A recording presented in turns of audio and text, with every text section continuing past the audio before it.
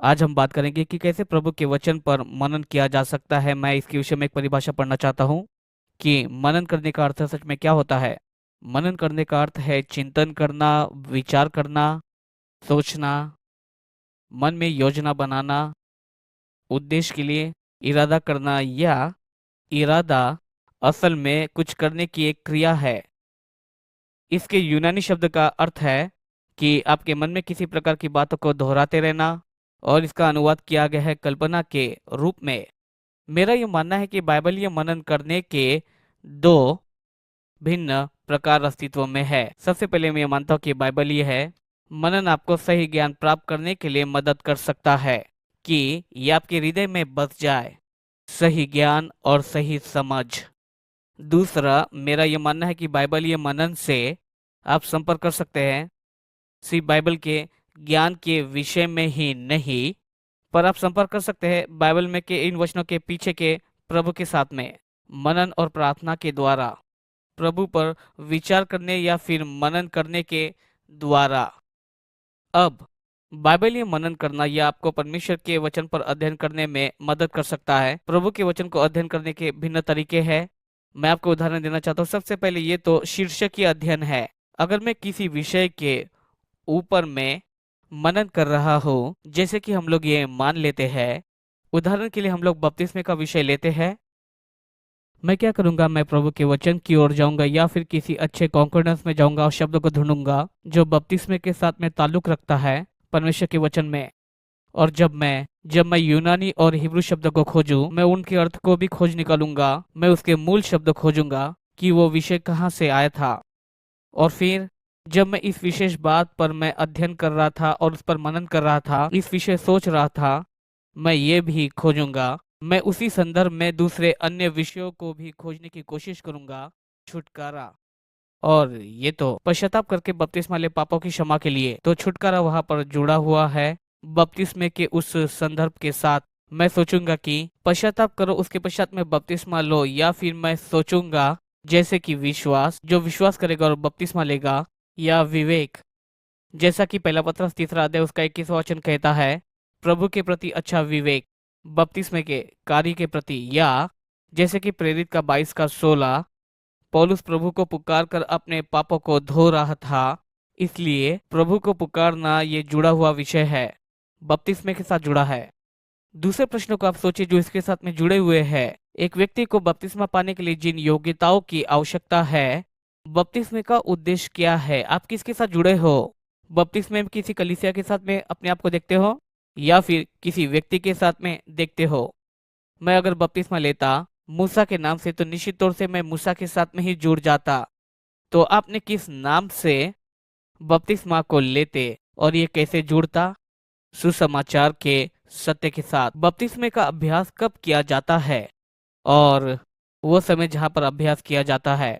अगर मैं बाइबलीय मनन करता तो मैं इन सारे वचनों के ऊपर में मैं ध्यान देता, इन वचनों पर मैं विचार करता। मैं तो धन्यवाद करके मेरे मन में जो लोग हैं उन्हें मैं बार बार याद करता। ऐसा नहीं कि मैं जल्दबाजी में वचन को पढूं और उस पर मैं ध्यान न दूं। इन सारे वचनों पर मैं मनन करता ताकि मैं संपूर्ण विषय को एक साथ में प्राप्त करूं। मनन करने का और एक तरीका है जिसे हम लोग खोजकीय अध्ययन कहते हैं। उदाहरण के रूप में खोजकीय अध्ययन, बाइबल के एक अध्ययन को आप रखते और आगे बढ़ जाते वचन के बाद वचन। और उदाहरण के लिए रोमियो की किताब, मैंने रोमियो की किताब का इतना अध्ययन किया है कि मैंने इस बात को जाना है कि पहला अध्याय बताता है कि प्रभु ने उत्पत्ति के द्वारा प्रकाशन दिया, मनुष्य उसे नहीं चाहता था और उसने उस उत्पत्ति से मुंह मोड़ लिया। उस प्रकाशन से व्यवहारिक तौर पर रोमियो पहला अध्याय इसके विषय में बात करता है।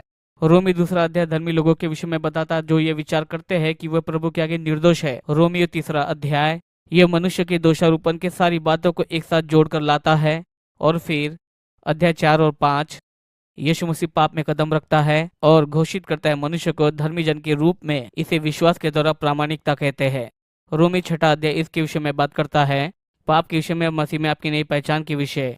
रोमी 7वें अध्याय में एक समस्या है, एक व्यक्ति व्यवस्था की ओर मुड़ जाता है जो अपने ही बल और बुद्धि पर भरोसा करते, और इसी के कारण वो असफल होता है और प्रभु से कहता है कि प्रभु मुझे इस मृत्यु से कौन बचाएगा। पाप तो उसके जीवन में झांक कर उसे नीचे गिराता जा रहा है। व्यवस्था की ये सामर्थ है। पाप की सामर्थ व्यवस्था के द्वारा है। और यही बात तो वहां पर हो रही है। रोमियो 7वां अध्याय 8वें अध्याय में हम लोग आत्मा से भरे हुए जीवन को देखते हैं। परमेश्वर का जो वचन है हमारे लिए है और कोई भी बात परमेश्वर के प्रेम से हमें अलग नहीं कर सकती है। और 9वें अध्याय से लेकर 11 अध्याय तक देखा चुनाव। 12 अध्याय में देखते हैं। और रोमी की किताब में हम लोग परमेश्वर की सारी महिमा में प्रकाशित किए गए हैं कि प्रभु को अपनी देह को दे सके। अध्याय 13 में हम लोग सामाजिक अधिकार और हमारी जिम्मेदारी के विषय में बात कर रहे थे कि हम एक व्यवस्था पालन करने वाले नागरिक बने। और 14वें अध्याय में हम लोग मसीही स्वतंत्रता को देखते हैं। परमेश्वर के वचन में कुछ ऐसी बातें हैं जो आपके लिए गलत है, मेरे लिए गलत है, आपके लिए सही है, मेरे लिए सही है, और कई सारे ऐसे बड़े क्षेत्र हैं मसीही आजादी के, और ये सब बताए गए हैं रोमियो 14वें अध्याय में कि हम इस विषय में एक दूसरे का हम न्याय न करें। और फिर अध्याय 15 और 16 ये तो व्यवहारिक प्रशंसा करना है। पौलुस उन सारे लोगों को अभिवादन करता है जिन्हें वो रोम में पहली बार मित्र के रूप में मिलता है। अब बाइबलीय अध्ययन में आप क्या करते हैं कि आप एक किताब को बहुत ही ज्यादा अध्ययन करते हैं।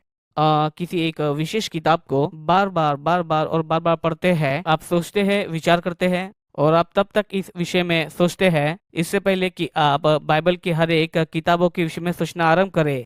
और ये मनन करने का बहुत ही अच्छा तरीका है। और जब कोई इसमें से किसी बात को बोलता है उस वचन के विषय में तुरंत ही उस संपूर्ण वचन के संदर्भ आना शुरू होते हैं आपके पहले, क्योंकि आपने विचार किया है, आपने इसके विषय में सोचा, इसको अपने मन में बनाए रखा घंटों घंटों तक उन बहुमूल्य विषयों के सत्य के विषय में एक विशेष किताब में, जैसे कि रोमियो की किताब।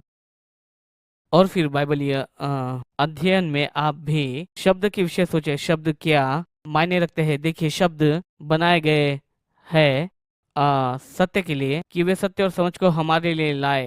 जैसे कि बाइबल शब्द इस्तेमाल करती है विश्वास। वचनों में तो बहुत तेरे बार यीशु मसीह पर विश्वास कर तो तू उद्धार को पाएगा। अब ये विश्वास करने का शब्द है, इसका अर्थ क्या होता है, विश्वास करने का अर्थ क्या है।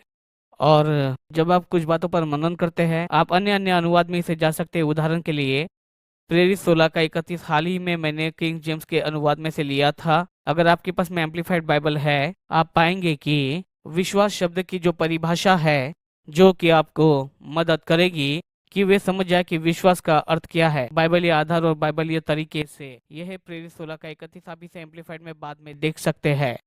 और कई बार जब आप प्रभु के वचन पर मनन करते हैं आप उस शब्द के अर्थ को देख सकते हैं।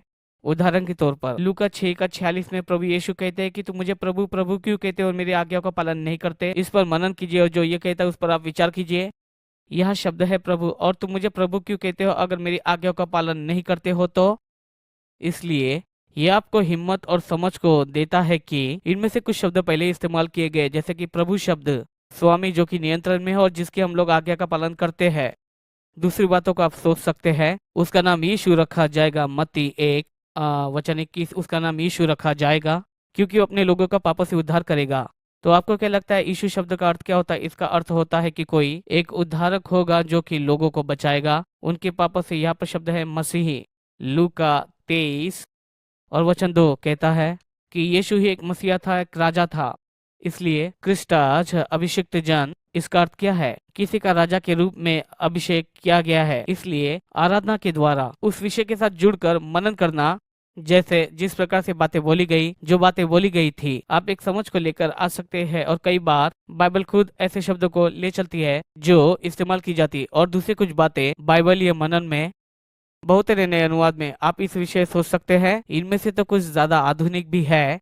किंग जेम्स का अनुवाद आप वहां पर देख सकते हैं कि सब कुछ पैराग्राफ में बटा हुआ है।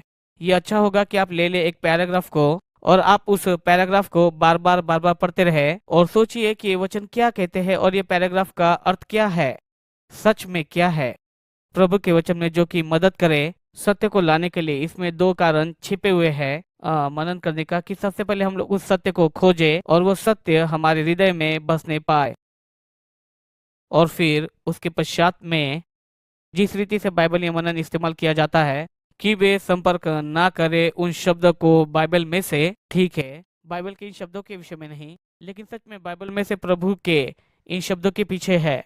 मैं कुछ उदाहरण देना चाहता हूँ। मैंने कुछ वचनों को रेखांकित करके रखा है। उत्पत्ति 24वां अध्याय और वचन 63 और इजहार